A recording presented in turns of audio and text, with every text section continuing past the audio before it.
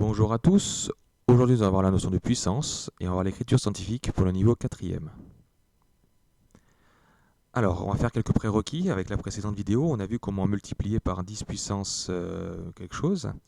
Donc, si on faisait 3,5 fois 10 puissance 4, il suffit de décaler la virgule de 4 rangs vers la droite. Donc, la virgule se décale de 4 rangs vers la droite. Il y avait mis 4 zéros. Donc, il faut la décaler de là 1 rang, 2 rangs, 3 rangs, 4 rangs. Et bien sûr, rajouter des zéros si besoin. On la rajoute ici. Et on a la virgule, ça faisait 35 000. On a vu également qu'on peut multiplier par une puissance négative. Donc 4,2 fois 10 puissance moins 3. Cette fois, il faut décaler de 3 rangs, mais pas vers la droite, mais vers la gauche. Parce qu'on multiplie par 0,001.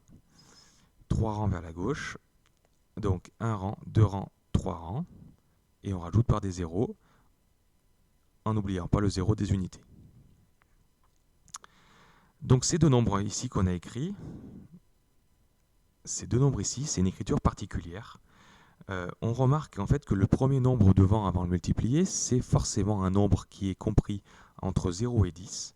Donc 3,5 c'est bien compris entre 0 et 10, et 4,2 c'est compris entre 0 et 10 également. 10 exclu, on ne le compte pas. Donc ça c'est le premier critère. Et ensuite on a une puissance de 10, donc qui est soit positive soit négative.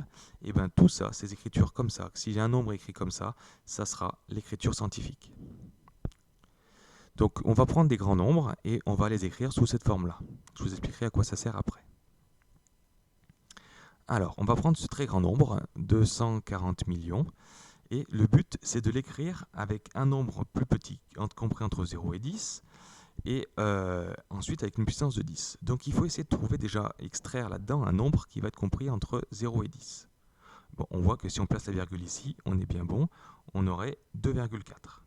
Mais 2,4, il faut que je le multiplie par quelque chose pour retomber sur le nombre qui est là. Donc il faut que je multiplie 2,4 par quelque chose, donc une puissance de 10. Donc je regarde combien il faut que je décale ma virgule.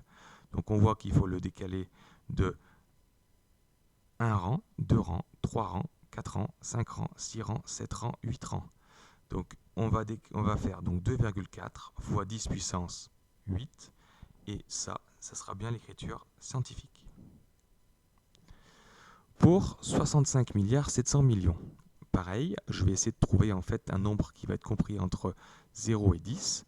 Donc ici on voit qu'il y a 65,7 mais ça ne va pas. Donc 6,57 plutôt, ça va être plus intéressant. Donc ça va être 6,57 fois une puissance de 10 qu'on va essayer de chercher. Et bien pareil, on va chercher fois 10 puissance combien? 1 rang, 2 rangs, 3 rangs, 4 rangs, 5 rangs, 6 rangs, 7 rangs, 8 rangs, 9 rangs, 10 rangs. 10. 6,57 fois 10 puissance 10. Donc on voit déjà une utilité. Ici, on avait deux très grands nombres. Et là, en voyant qu'il y en a un, celui de droite, il est 10 puissance 10, l'autre qui est 10 puissance 8, on voit que celui qui est à droite est bien plus grand. Alors vous allez me dire, on le voit bien, mais si c'est vrai que si on a 15 ou 20 zéros, on n'arrive pas trop à voir. Donc ça sert à comparer des très grands nombres. Ça sert également à comparer des très petits nombres. Donc on peut le voir aussi autrement. 0,0079.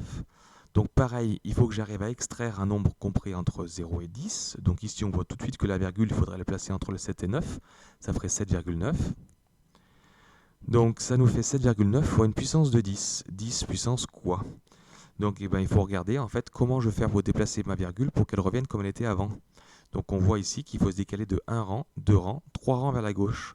Donc ça fait donc 10 puissance moins 3. Et un dernier exemple, ici pour un nombre encore plus petit, 0,000000521. Donc la virgule, il faut la placer entre le 5 et le 2, ça fera 5,21, pour que ce soit un nombre compris entre 0 et 10. Donc ça fait 5,21 fois 10 puissance quelque chose, on cherche quelque chose. Et bien comme tout à l'heure, on va essayer de revenir à la virgule de départ. On se décale de 1 rang, 2 rangs, 3 rangs, 4 rangs, 5 rangs, 6 rangs, 7 rangs, 8 rangs vers la gauche. Ça fait 10 puissance moins 8. On voit tout de suite avec le 10 puissance moins 8 qu'il est beaucoup plus petit que le 10 puissance moins 3. Bon ça, vous allez me dire, on le voyait très bien, il y avait beaucoup plus de zéros. Mais voilà, ça sert à comparer des très grands nombres et des très petits nombres.